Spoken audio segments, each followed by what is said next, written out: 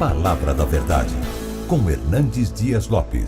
Neemias capítulo 1, versos de 1 a 4. Neemias capítulo 1, versos de 1 a 4. Na minha Bíblia está na página 443, não sei se essa ajuda para você aí. Mas fica antes de Salmos. Abre no meio, Salmos, um pouquinho antes. Ok. Está escrito o seguinte: as palavras de Neemias, filho de Acalias, no mês de Quisleu, em torno de novembro, dezembro, no ano 20º, estando eu na cidade de Suzã, veio Anani, um dos meus irmãos, com alguns de Judá. Então lhes perguntei pelos judeus que escaparam e que não foram levados para o exílio e acerca de Jerusalém. Disseram-me: os restantes, que não foram levados para o exílio e se acham lá na província, estão em grande miséria e desprezo. Os muros de Jerusalém estão derribados e as suas portas queimadas. Tendo eu ouvido estas palavras, assentei-me e chorei, e lamentei por alguns dias, e estive jejuando e orando perante o Deus dos céus. Amém. Eu quero hoje conversar com vocês sobre o tema Neemias, um político que não se corrompeu. Neemias, um político que não se corrompeu. Bom, irmãos, eu estou plenamente convencido, à luz das Escrituras, que a vocação política, a vocação para a vida civil, ela é uma sacrossanta vocação. Eu não posso concordar com esta ideia de que um crente piedoso não deva fazer parte de política porque o poder corrompe. Esta não é uma verdade plena. Se você for examinar detidamente, não é o poder que corrompe.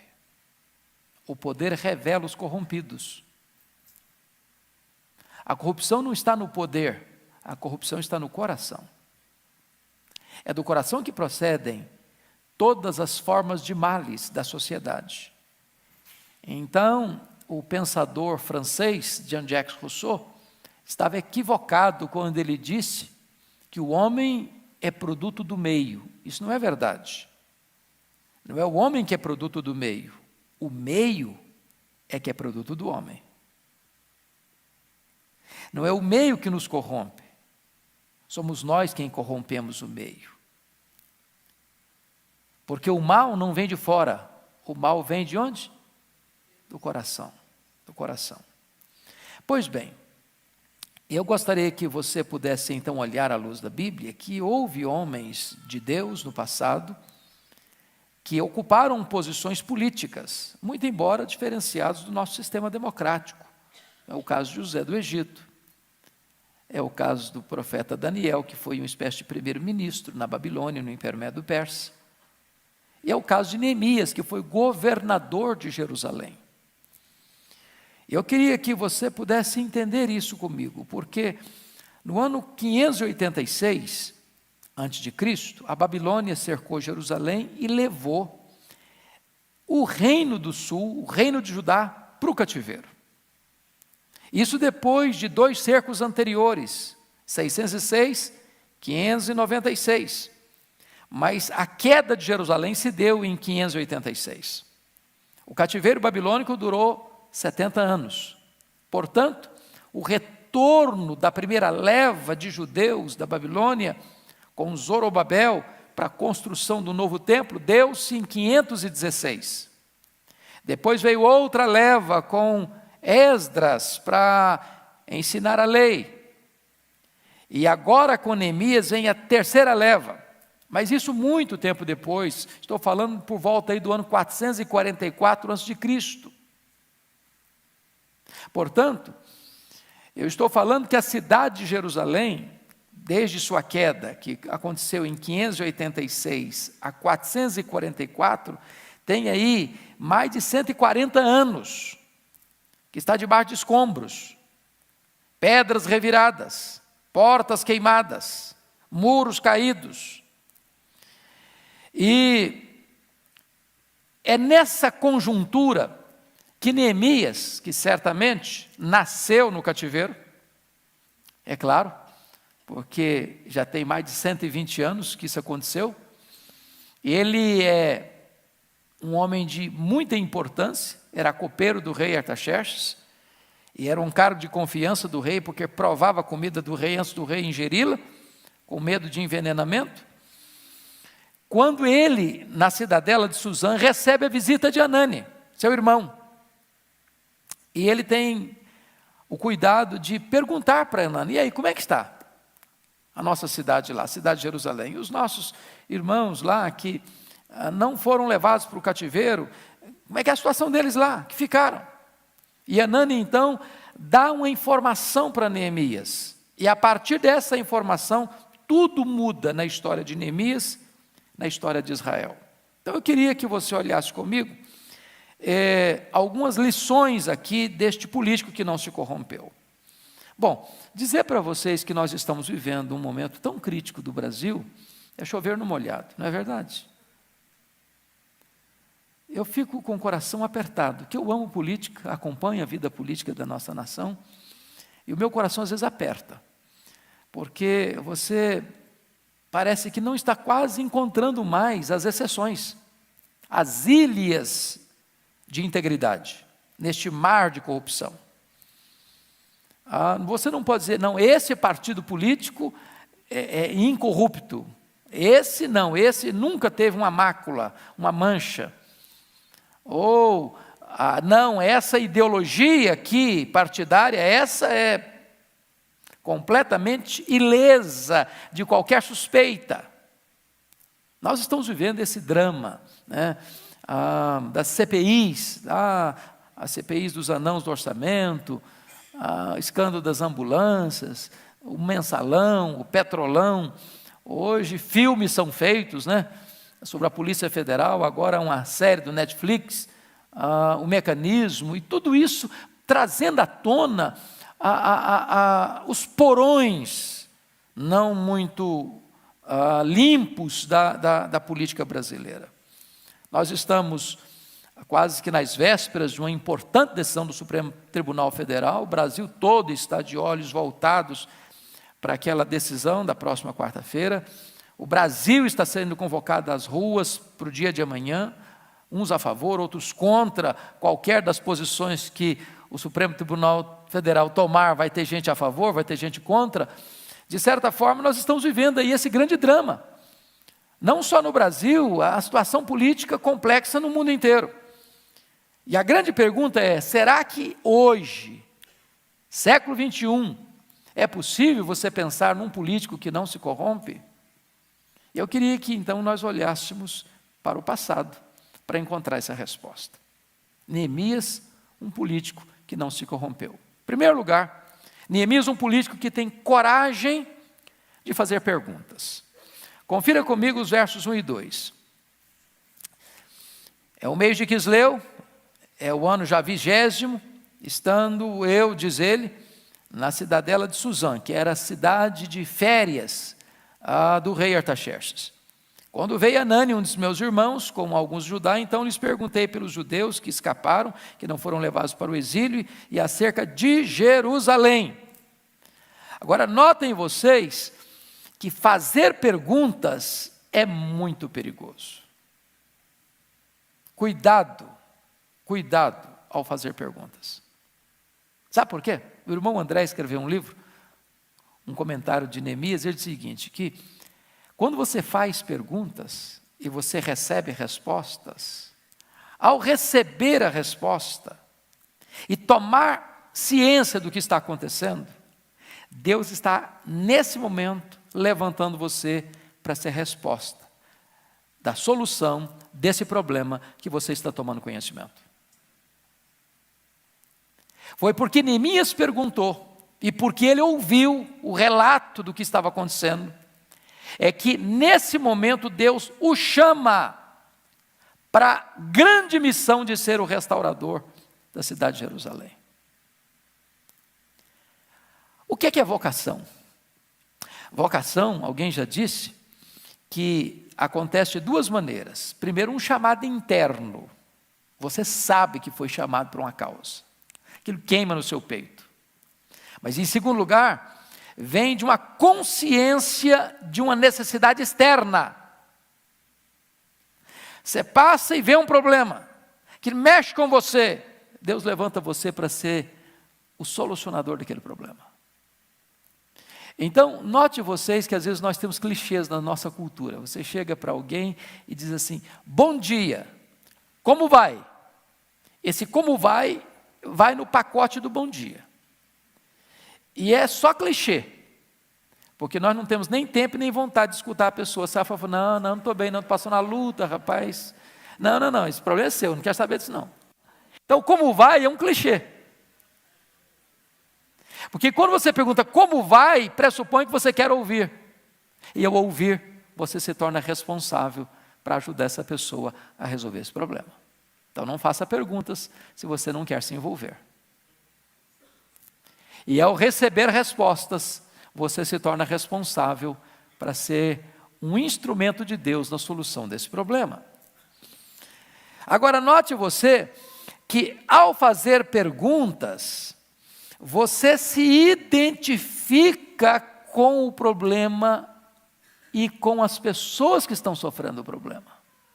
Aqui começa a história política de Neemias.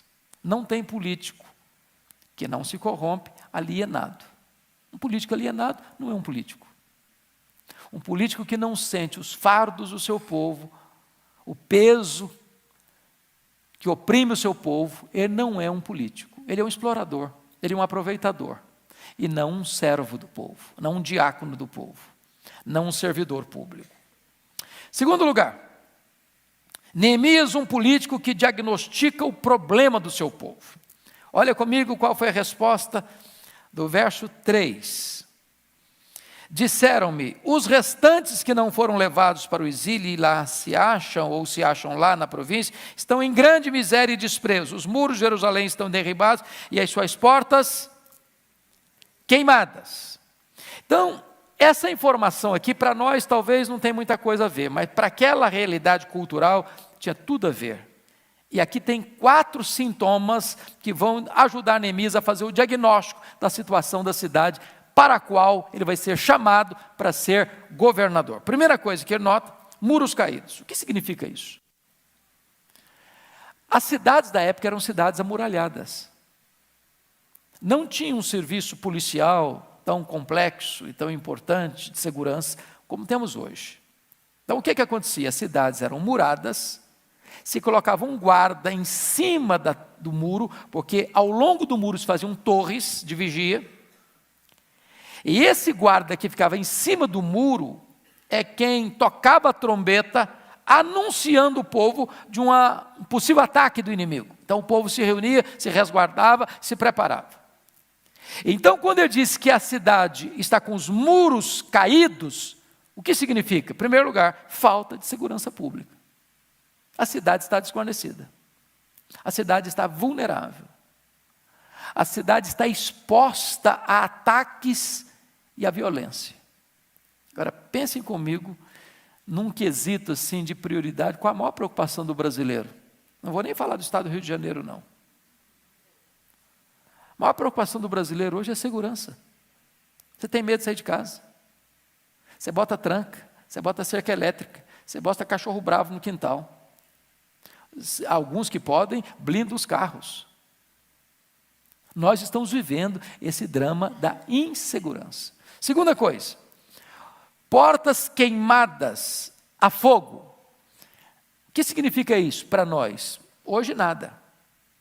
Naquele contexto lá, os juízes julgavam as causas do povo na porta da cidade, ou nas portas da cidade. Quando diz que as portas estão queimadas, significa que o poder judiciário está desmantelado e não tem condições de agir. Ou seja, não tem sistema legal, não tem amparo legal, não tem exercício da justiça. Não só a cidade está vulnerável sujeita a ataques, sem qualquer capacidade de resistência, mas também não existe uma lei que está governando, que está regendo, não existe um sistema judiciário que mantenha a ordem pública em funcionamento.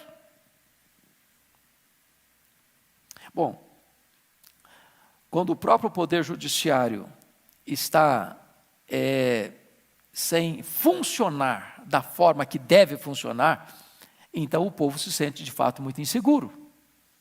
Você pensa que é assim no Brasil hoje?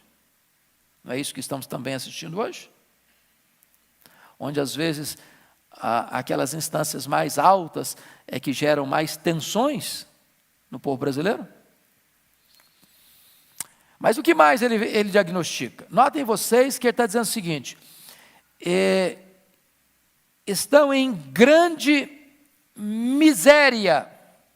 Isso significa que o povo está entregue o quê? A pobreza e mais a exploração.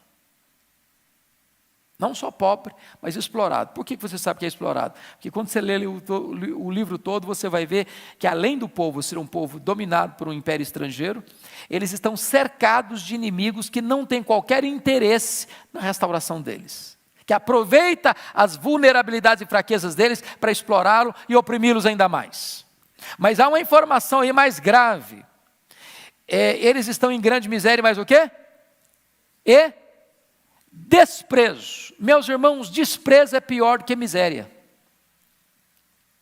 Desprezo significa o seguinte: você está como você está e ninguém se importa com isso. E ninguém dá a mínima para aquilo que você está vivendo. Você está entregue à desdita, à sua própria sorte. Ninguém se interessa por você.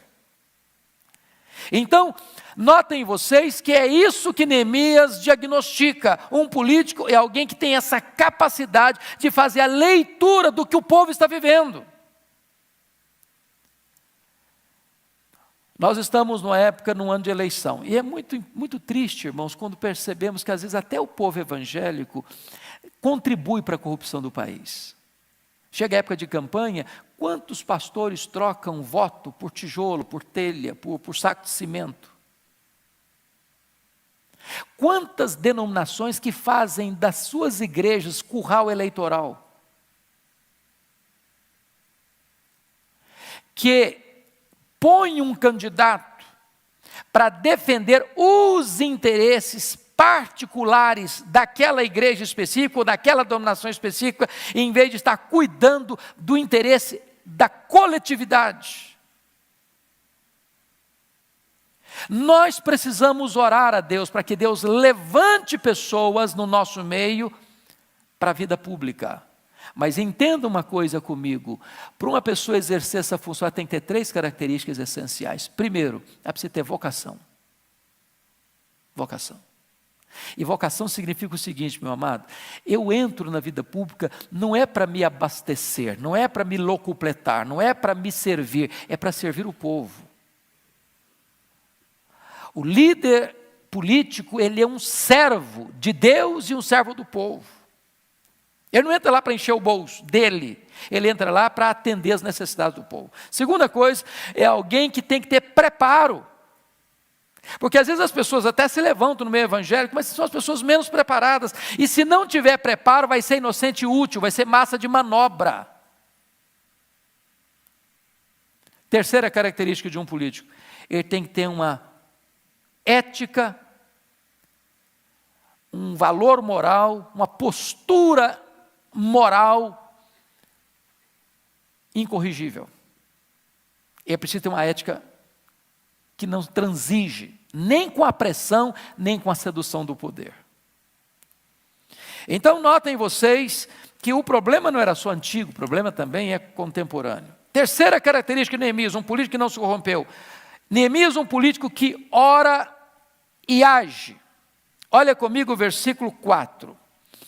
Tendo eu ouvido essas palavras, assentei-me e chorei, e lamentei por alguns dias, e estive jejuando e orando perante o Deus dos céus.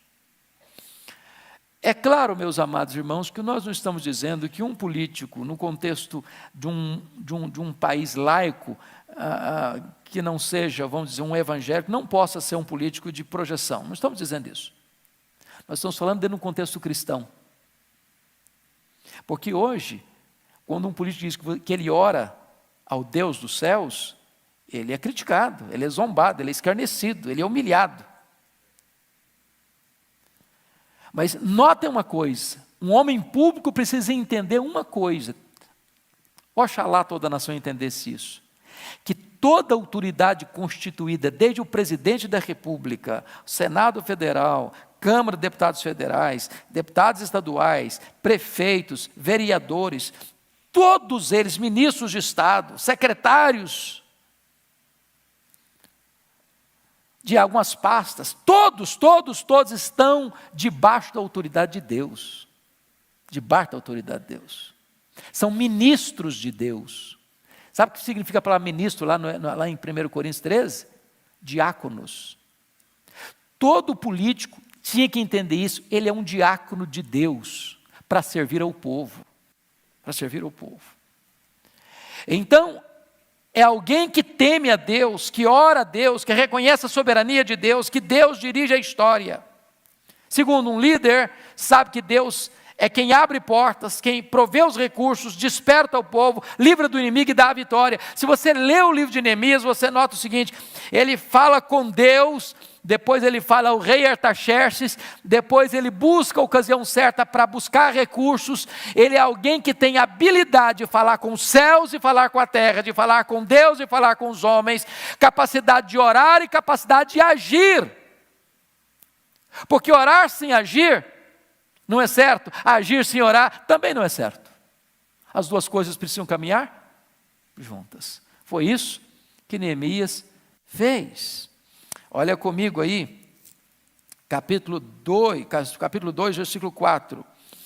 Quando ele vai conversar com o rei, ele vai servir ao rei, e ele está triste, diante da informação que recebe. E aí, o rei pergunta para ele, por que ele estava triste se ele não estava doente? E ele responde no versículo 3, como não me estaria triste o rosto, se a cidade onde estão os sepulcros de meus pais está assolada, tem as portas consumidas pelo fogo? Disse-me o rei, que me pedes agora? Olha que coisa interessante. Então orei ao Deus dos céus. Sabe aquela oração relâmpago? Preste atenção. O rei pergunta assim, o que você quer que eu faça agora? O que você me pede? Não, pera um pouquinho lá, eu vou entrar no quarto, vou orar primeiro, depois eu venho responder o senhor. Não dá para fazer isso. É agora, meu filho, ó. É aquele momento que você faz uma oração assim de 10 segundos. E você não verbaliza a oração, você pensa a oração. Porque Deus lê pensamento. É aquele momento assim, eu sou dependente de Deus, agora esse homem vai ter uma ação, e eu preciso que Deus toque o coração dele, para que essa ação dele seja a ação que espelhe aquilo que o povo precisa, e que traga glória para o nome de Deus. Ação e oração, oração e ação. Notem mais. Neemias, quarto lugar. Um político que não se corrompeu é um homem que tem discrição e encorajamento. Por favor, olha comigo capítulo 2, versículo 12. Ele consegue permissão do rei para ir a Jerusalém, para restaurar a cidade de Jerusalém. Ele pede cartas para que ele possa ter passagem livre por territórios ocupados. Ele pede cartas para que ele possa ter material, madeira para reconstrução. Ele tem uma soldadesca que vai, uma guarda real que vai acompanhando. Mas quando ele chega em Jerusalém, ele tem sabedoria para não abortar o projeto, fazendo uma abordagem precipitada do assunto. Primeiro ele investiga, primeiro ele examina, primeiro ele faz um diagnóstico, primeiro ele faz uma radiografia do problema, primeiro ele tem ciência do que está acontecendo, para que depois então ele motive o povo, ele encoraje o povo para se levantar e para agir. Então notem comigo, essa coisa tão interessante. Capítulo 2, versículo 12. Você pode ler o versículo 12 comigo? Vamos lá? Então, à noite me levantei, e uns poucos homens comigo. Não declarei a ninguém o que meu Deus me pusera no coração para eu fazer em Jerusalém. Não havia comigo animal algum, senão o que eu montava.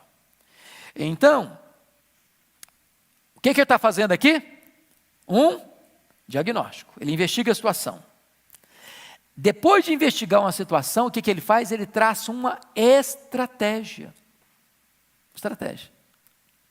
Só depois que ele tem na mão o mapa da solução, é que ele vai comunicar isso ao povo e vai conclamar o povo para a ação. Olha comigo os versículos 17 e 18. Vamos lá? Então lhes disse: estáis vendo a miséria em que estamos, Jerusalém assolada e as suas portas queimadas. Vinde, pois, reedifiquemos os muros de Jerusalém e deixemos de ser opróbrio. E lhes declarei, como a boa mão do meu Deus estivera comigo, e também as palavras que o rei me falara. Então disseram: disponhamo-nos e edifiquemos, e fortalecer as mãos para a boa obra. Então prestem atenção nisso, meus amados irmãos, que um líder tem conhecimento do problema, tem um projeto de solução para o problema, e tem palavras certas de motivação.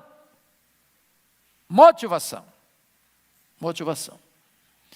Se vocês tiverem uma hora, a paciência e a disposição de coração de lerem atentamente o capítulo 3, que é um texto, parece assim árido, seco, um monte de nome, você às vezes fala: meu Deus, o que é isso? É uma das obras mais fenomenais de administração pública que eu já encontrei na Bíblia, capítulo 3. Há aqui, meus irmãos, 4 princípios de gestão. Primeiro, coordenação. Segundo, cooperação. Terceiro, aprovação. Quarto, comunicação.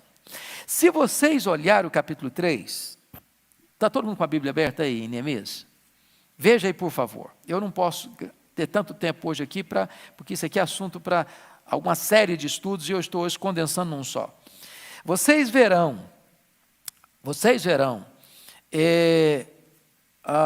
até o versículo de número 15, uma expressão que se repete muito: junto a ele, ao seu lado, junto destes, ao seu lado, junto deles, junto a estes, ao seu lado, lado a lado, lado a lado, lado a lado, junto desse ao seu lado, junto desse ao seu lado. O que ele está fazendo?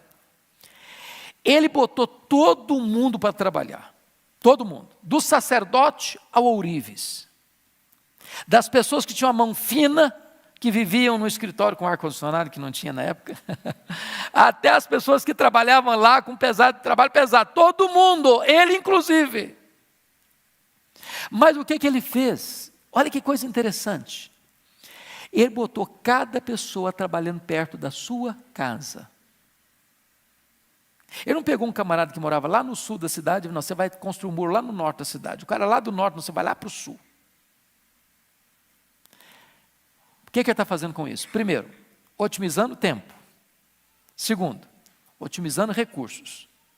Terceiro, otimizando proteção. Porque se uma coisa pegar, um inimigo invadir, quem é que você vai querer proteger primeiro? Quem? Sua família. Sua família. Quando é que você se sente mais assim confortável para trabalhar? É quando você está perto da sua família, ou você está muito longe da sua família?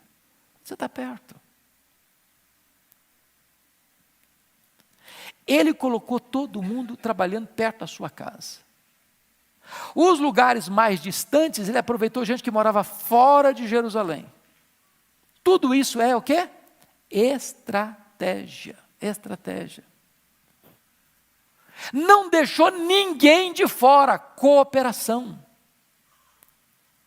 Todo mundo é útil, Todo mundo pode contribuir, todo mundo pode fazer. Eu não abro mão da cooperação de ninguém, até das mulheres. Até as mulheres estavam lá com a mão na massa, mexendo com pedra, levantando muro.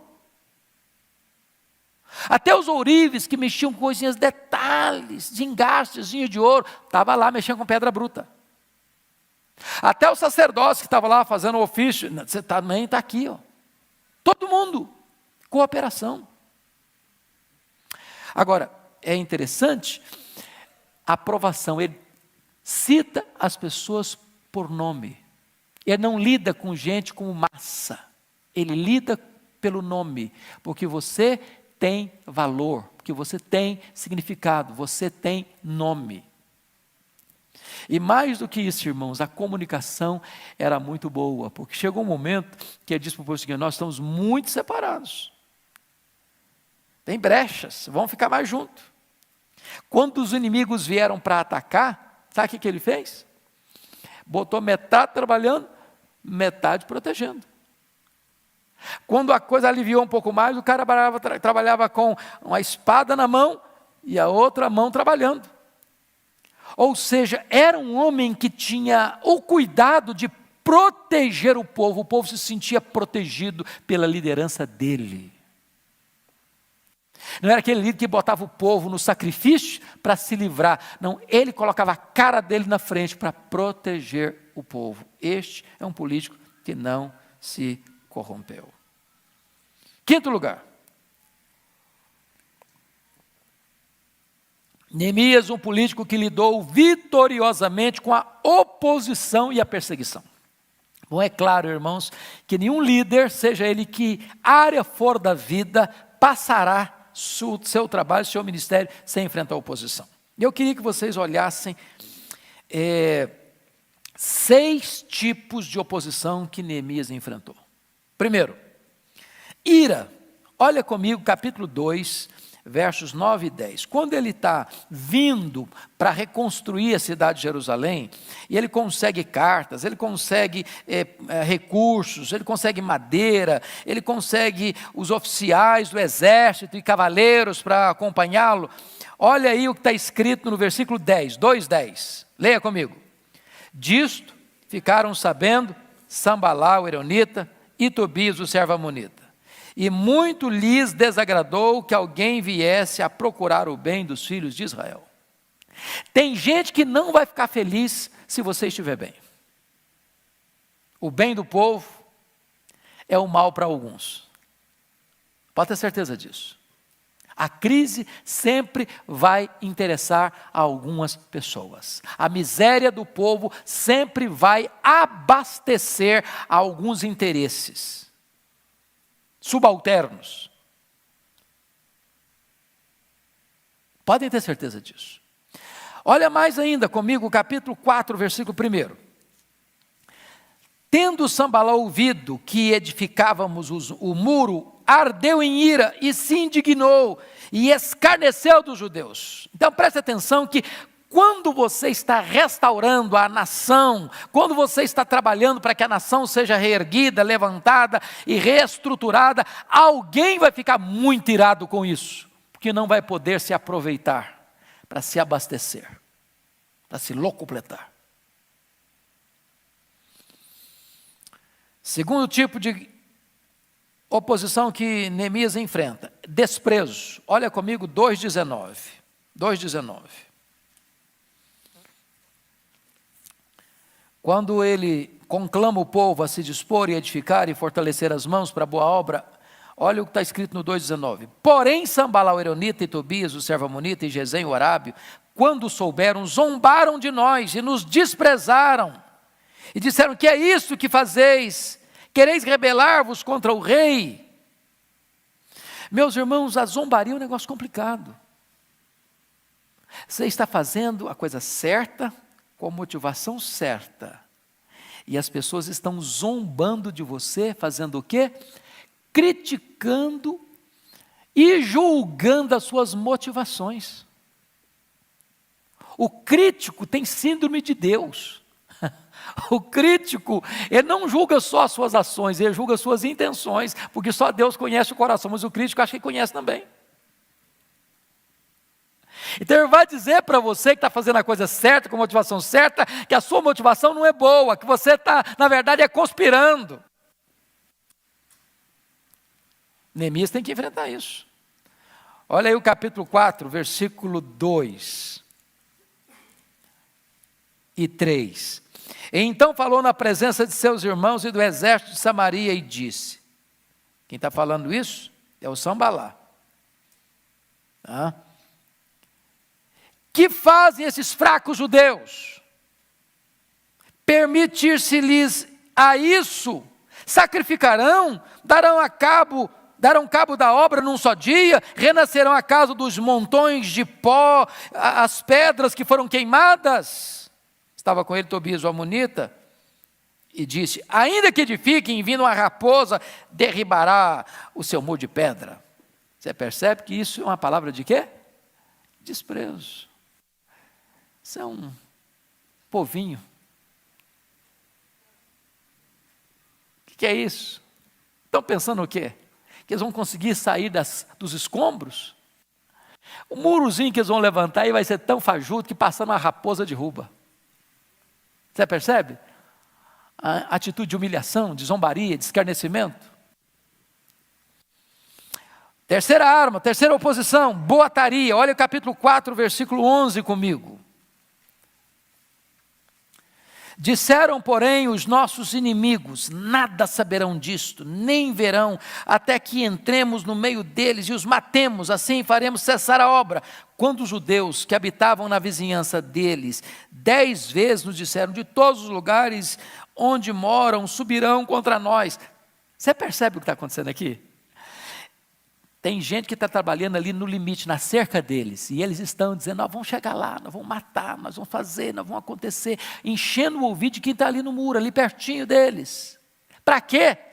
Para que aqueles que estão ouvindo essas conversas fossem lá e buzinassem no ouvido do povo, nós vamos ser atacados, eles vão nos matar, eles vão arrebentar com a gente, vão quebrar com a gente. Não, desestabiliza o povo, tira o moral do povo, tira o ânimo do povo. Isso se chama de boataria. É você espalhar uma conversa meio enviesada para desestabilizar, para tirar o foco. Mas notem mais, você vai perceber no 4:7,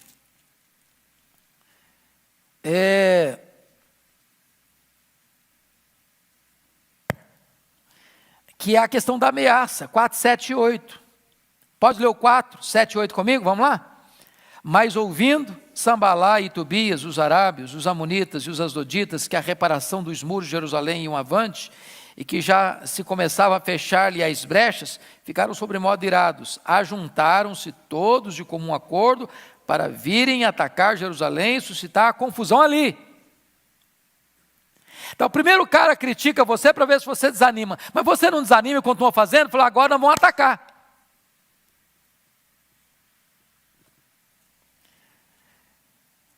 Pois bem, vamos partir para o penúltimo oposição. Diálogo, capítulo 6, versículo 2. Olha aí, que coisa interessante.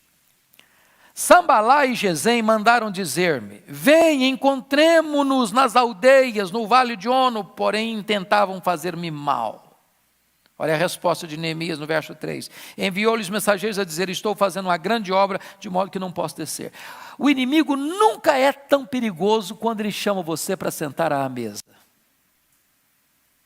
Para um acordo. Para uma conversa informal. Tudo se resolve ao redor de uma mesa. Aí tudo vira pizza. Cuidado quando o inimigo chama para dialogar. Mas o último ataque, irmãos, é o mais sutil de todos. Capítulo 6, versículos 10 a 12. Quando perceberam que Neemias não se dava ao luxo de conversar com eles, eles tentaram uma ameaça de traição religiosa. Verso 10, 6, 10. Tendo eu ido à casa de Semaías, filho de Delaías, filho de Meetabel, que estava encerrado, disse ele: vamos juntamente à casa de Deus, ao meio do templo, e fechemos as portas do templo, porque virão matar-te, aliás, de noite, virão matar-te. Porém eu disse: homem como eu fugiria? E quem há como eu que entre no templo para que viva? De maneira nenhuma entrarei. Eles estão aqui armando uma traição, uma trama, para empurrar Neemias para dentro do templo, e ele não era sacerdote, ali não era o lugar de se esconder. Se ele fosse lá se esconder, eles tinham de que acusá-lo depois. Então o inimigo, ele tenta levar você para o seu território espiritual, para destruir você lá dentro do seu próprio território. Tudo isso esse líder enfrentou. Se você perceber como é que ele enfrentou, tudo com oração. Segundo, com integridade. Terceiro, chamando o povo para se unir e trabalhar. Neemias, um político que não se corrompeu. Sexto lugar, um político que sabe lidar com os ataques que vêm de fora e com as pressões que vêm de dentro. Agora preste atenção aqui. Para mim, essa é uma das coisas mais incríveis desse livro. Porque às vezes você pensa que o problema de um líder é só os problemas de fora para dentro, dos inimigos da obra. Mas os piores problemas de um gestor público ou de um líder espiritual não vêm de fora, é fogo amigo. É quando o problema está aqui dentro. E qual era o problema que estava dentro? Eu chamo a sua atenção para isso. Qual o problema de dentro? Chamava-se usura. Usura. O que é usura, irmãos? Usura é quando você aproveita uma crise para se abastecer da crise. Então o que está acontecendo? Esse povo está com os muros quebrados, as portas queimadas, grande pobreza e miséria, e mais o quê? Desprezo. Então esse povo não tem dinheiro, esse povo está passando uma magrela, mas tem gente que consegue sobreviver na crise, não tem? Tem. Então o que acontece? Vamos fazer a obra, vamos, todo mundo, pobre, rico, todo mundo, gente que tem título e gente que não tem título, gente que trabalha na agricultura, gente que trabalha na cidade, ouriço, todo mundo. Só que na hora que a coisa pega mesmo, os mais carentes não tinham comida para botar na panela para comer. Aí o que acontecia? Ia lá no irmão que tinha dinheiro, falou: meu irmão, eu estou passando necessidade. Aqui, ó, custa tanto, você vai me pagar tanto de juro. Juros altíssimos. Aí não tinha o que pagar, falou: bom, você penhora a sua casa. Aí penhorou a casa, não tem mais de pagar, agora você penhora seu filho, vai ser meu escravo. E de repente o processo da opressão começa dentro de casa, do judeu oprimindo o judeu. Percebeu? Eles estão aproveitando a miséria, a pobreza do seu povo para se abastecer, ficar mais rico ainda. Porque quando o cara está com fome, ele faz o negócio que você quiser. Quanto de juro? É tanto. Eu tenho que pagar, porque senão eu morro de fome. Olha o que está acontecendo, capítulo 5, ele vai enfrentar isso. Qual o problema que o povo está enfrentando lá? Primeiro problema, fome. Fome. Capítulo 5 e 2. Foi grande, porém, o clamor do povo e de suas mulheres contra os judeus, seus irmãos, porque havia os que diziam: somos muitos, nós, nossos filhos, nossas filhas, que se nos dê trigo para que comamos e vivamos. Ô, gente, eles não estão pedindo luxo, estão pedindo pão. Fome é o problema deles. Além da fome, tem outro problema. Outro problema. Qual o problema? Dívidas. Olha o verso 3. Também houve os que diziam: as nossas terras, as nossas vinhas e as nossas casas hipotecamos para tomarmos trigo nessa fome. Mas não era só fome e dívida, não. Tinha mais, tinha impostos. Olha o versículo 4. Houve ainda os que diziam: tomamos dinheiro emprestado até para o tributo do rei sobre as nossas terras e as nossas vinhas. Olha que coisa triste. Você pega dinheiro emprestado para pagar imposto. E aí o que acontece? Versículo 5. Eles perderam duas coisas, irmãos: perda da liberdade e perda da esperança. Olha o verso 5. No entanto, nós somos da mesma carne como eles, e nossos filhos são tão bons como os deles. E eis que sujeitamos nossos filhos e nossas filhas para ser escravos, perda de liberdade. Algumas de nossas filhas já estão reduzidas à escravidão. Não é apenas possibilidade, é fato. Agora, perda da esperança. Não está em nosso poder evitá-lo, pois os nossos campos e as nossas vinhas já são dos outros. Ou seja, somos escravos e não temos esperança. O poder de mudar isso não está na nossa mão. Você percebe quando a crise é interna? Pois bem, vamos entender agora o que está acontecendo aqui. Neemias, um político que não se corrompeu. O que é que ele vai fazer com esse problema interno? O externo ele enfrentou, e o interno, como é que ele vai tratar? Então vamos ver. Um político que não se corrompe é conhecido por aquilo que ele não faz. Não faz. Olha o verso 15 comigo do capítulo 5.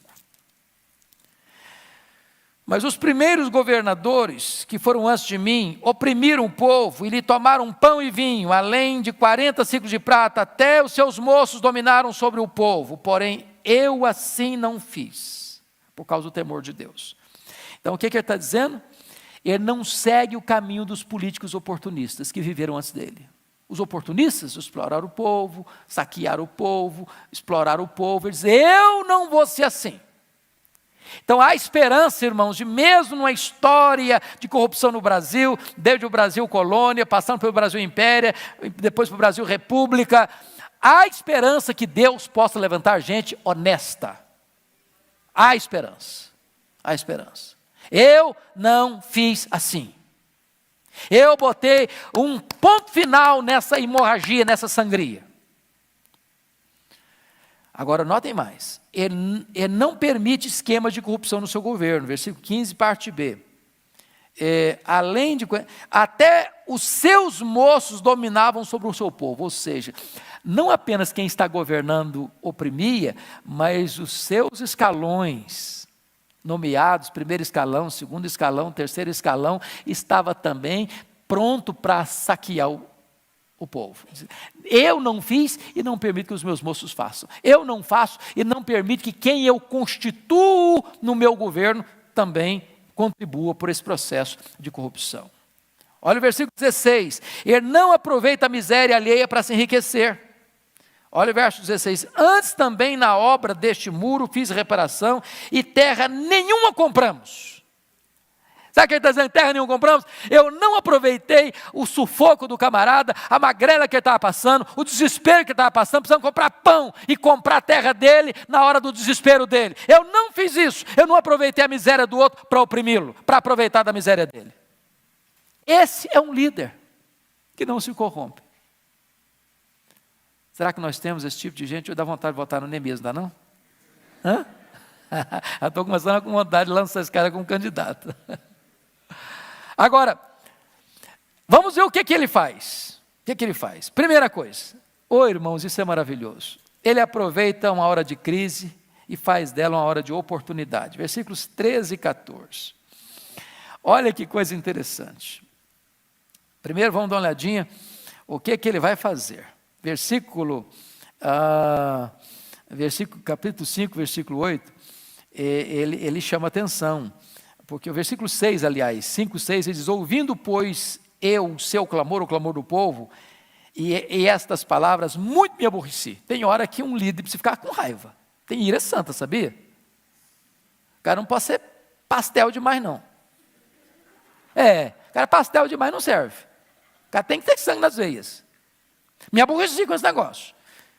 E aí o que ele faz no versículo 7? Repreendi os nobres e os magistrados. E diz para eles, sois usurários, cada um para com o seu irmão. E convoquei contra eles um grande ajuntamento. Não convocou a favor deles, não, contra eles. Vão chamar um ajuntamento aqui, contra esses caras. Que estão aproveitando a miséria do povo para explorá-lo ainda mais. Aí o que ele fez mais? Olha aí. Versículo 11, restituí-lhes hoje, não é daqui a um mês, depois que fizer uma análise melhor, não. Hoje, restituí-vos hoje, vos peço, as suas terras, as suas vinhas, os seus olivais, as suas casas, como também o 100º do dinheiro, do trigo, do vinho, do azeite, que exigis deles. para com essa exploração, para com essa usura, para com essa exploração. Ele está puxando o tapete desses líderes corruptos, que se enriquecem com a miséria do povo. Qual o resultado disso? Versículo 12. Então responderam-lhe: restituir-lhes-emos e nada lhes pediremos. Agora, é claro que você pode ver aí uma ação de Deus. Porque rico corrupto devolver para o povo e não exigir mais nada, só Deus faz isso. Só Deus toca o coração. Agora, sabe o que eu acho maravilhoso? Versículo 13. Irmãos, depois que ele convoca este ajuntamento contra esses usurários, diz que o resultado disso, olha versículo 13, parte B. E toda a congregação respondeu: amém, e louvaram o Senhor, e o povo fez segundo a sua promessa. Trouxeram para ele um baita de um problema. Nosso povo está com fome, nosso povo está endividado, nosso povo está oprimido por impostos, nosso povo está escravizado, nosso povo perdeu o ânimo, nosso povo perdeu a esperança, e esse líder transforma esse cenário de opressão num lugar de adoração a Deus. Eles começaram a louvar ao Senhor. Bendito seja Deus. A influência de um líder, Mas eu pergunto a vocês, o que faz de um homem político um homem que não se corrompe? Qual o vetor que move esse homem? Bendito seja Deus. Tem duas coisas que movem esse homem. Primeira coisa que move esse homem, versículo 15, 5:15, olha aí, por favor. Mas os primeiros governadores que foram antes de mim, e eu vou terminar aqui, irmãos, oprimiram o povo, e lhe tomaram pão e vinho, além de 40 ciclos de prata, até os seus moços dominavam sobre eles. Porém, eu assim não fiz por causa de quê? Por causa do temor de Deus. Não é cultura, irmãos. Nosso amigo, pai do positivismo, Augusto Conte, estava errado. O problema da humanidade não é só educação. Eu não posso, de jeito nenhum, dizer que falta educação no Congresso Nacional. Entre os ministros de Estado, entre os que estão no comando político dessa nação. O que falta é o quê?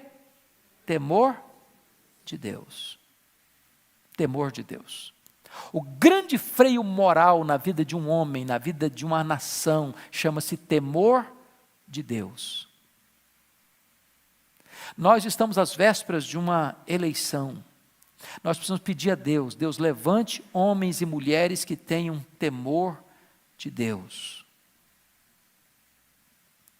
Na hora de se envolverem com as falcatruas, com as negociatas de bastidores, para surrupiar o erário público, para oprimir a nação, o que dá um freio, o que puxa o freio de mão do cidadão é temor de Deus. Ninguém está vendo, Deus está vendo. A justiça não vai pegar, Deus está vendo.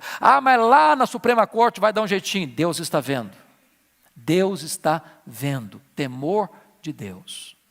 Qual o segundo vetor que pode levar um homem a tomar essa decisão? Veja comigo, por favor, o versículo 18. 6:18. 5:18 digo. O que se preparava para cada dia eram bois, 6 ovelhas escolhidas também à minha custa, eram preparados aves de 10 em 10 dias, muito vinho de todas as espécies, nem por isso exigiu pão devido ao governador, porque a servidão deste povo era grande. Ele abre mão do seu salário, ele dá do seu próprio recurso para fazer as coisas, dá comida para o povo, por uma razão: compaixão do povo, temor de Deus e amor ao povo. Temor de Deus e amor ao povo. Esses foram os dois grandes vetores que moveram esse político, que não se corrompeu. Sabe o que aconteceu? Sabe o que aconteceu? Olha comigo capítulo 6, versículo 15. Eu acho isso maravilhoso. Vamos ler todos juntos? Acabou-se, pois, o muro aos 25 dias do mês de Elul, em 52 dias. Sabe quantos anos esses muros estavam lá? E todo mundo achou, não tem jeito? mais de 140 anos. Não tem jeito, não tem jeito. O povo é pobre, está entregue à pobreza, à miséria, ao desprezo. Tem embargo político, porque por causa da oposição o rei mandou parar tudo. Os inimigos estão à nossa volta, não tem jeito. Um líder tem uma visão, um líder tem uma ação, um líder tem uma motivação, um líder tem a capacidade de mobilização, um líder faz em 52 dias o que ninguém acreditou que pudesse ser feito em 142 anos. Se você ler o restante do livro, você vai ver que essa foi a reforma física. Depois uma segunda reforma que vai tão longe quanto esta e com muito mais amplitude, foi a reforma espiritual da nação. É hora de nós, como igreja, orarmos para que Deus levante homens e mulheres com vocação política, com preparo político e com uma ética que não se renda à corrupção.